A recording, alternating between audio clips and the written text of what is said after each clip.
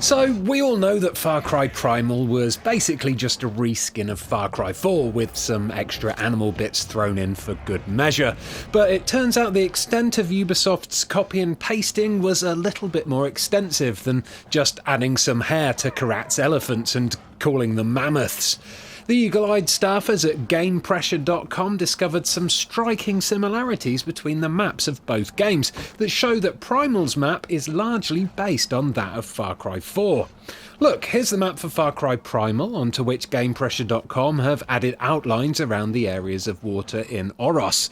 Now, if we fade in the map from Far Cry 4, we can see that the layout of the waterways is incredibly similar.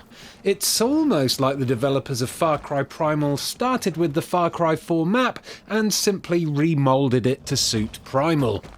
The waterways are not the only similar sections of the map. You can see here that the Banapur section of Far Cry 4, the area where you first start the game, is very similar to this area in Far Cry Primal. The only difference is that the eastern area of Banapur is walled off in Primal, and a new entrance to that area is through the north section, which is impassable in 4.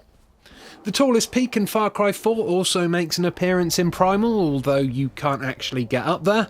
This is the Gaza de Lana summit in Far Cry 4. In Primal, this mountain has been hollowed out to hold the base of the Azilla tribe, but the landmass is still a similar size and height to that of the Gaza de Lana summit in 4.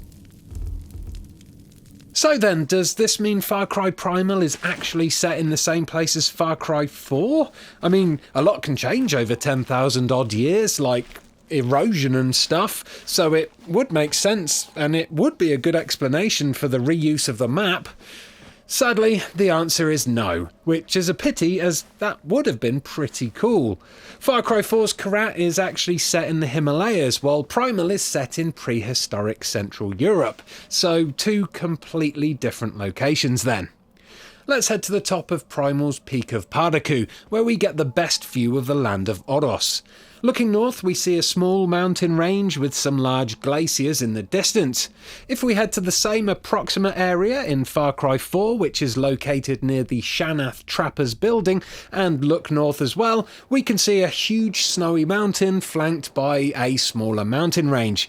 So yeah, a completely different area then. I mean, not even global warming could cause the formation of an Everest-style peak, I'm afraid.